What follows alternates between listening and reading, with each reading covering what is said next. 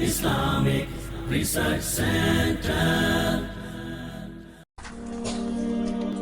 رسول اللہ صلی اللہ علیہ وسلم کا فرمان ہے، عبداللہ ابن عباس رضی اللہ تعالی عنہ روایت کرتے ہیں، صحیح مسلم 479، الا وانی نہیت ان اقرأ القرآن راکعا او ساجدا، خبردار مجھے رکوع اور سجدے میں قرآن پڑھنے سے منع کیا گیا۔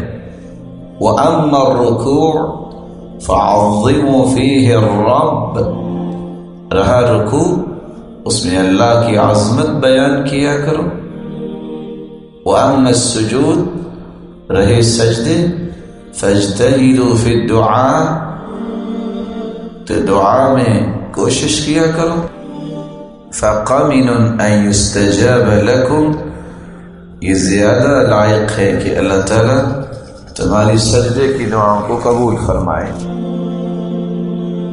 اور رسول اللہ صلی اللہ علیہ وسلم نے اس لیے فرمایا،